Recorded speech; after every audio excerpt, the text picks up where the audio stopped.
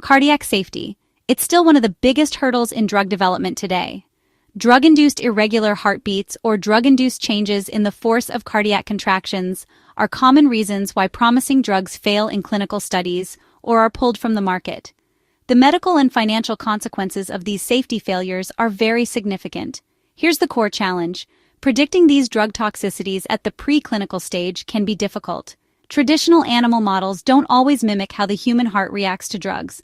Even the newer models using human stem cell-derived cardiomyocytes have limits.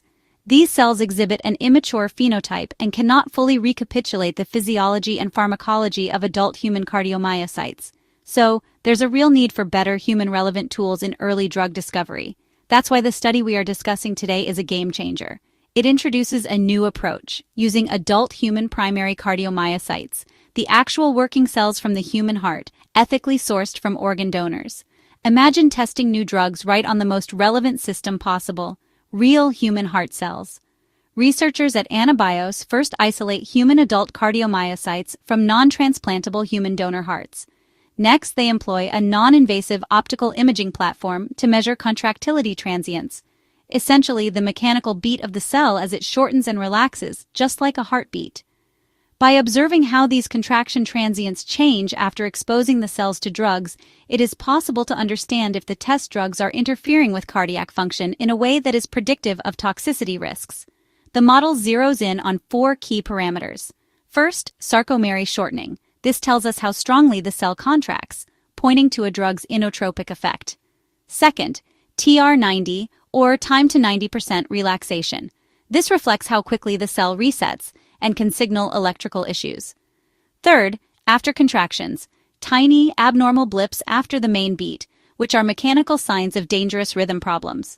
And fourth, contractility escapes, when an electrical signal fails to trigger a contraction, revealing a breakdown in the system. To validate the model, AnaBios tested 33 drugs with well-known cardiac safety profiles. The model could clearly separate dangerous torsatogenic drugs from safer ones. After contractions proved especially powerful. At 10 times the therapeutic plasma concentration, this marker had 96% sensitivity and 100% specificity. That means the model almost never missed a risky drug, while never mislabeling a safe one. The model didn't just predict drug-induced cardiac rhythm adverse events, but it also flagged drugs that changed contraction strength. For example, multi-ion channel blockers like cisapride weakened contraction, while HER-G blockers like dofetilide did not. The study also identified species differences when comparing drug effects in human versus dog cardiomyocytes. By assessing both inotropic effects and arrhythmia risk early on, this human heart cell model stands to improve cardiac safety predictions, reduce costly drug failures, and help bring safer therapies to patients. For preclinical drug discovery, this is a reliable, cost-effective, and, most importantly, a human-relevant paradigm.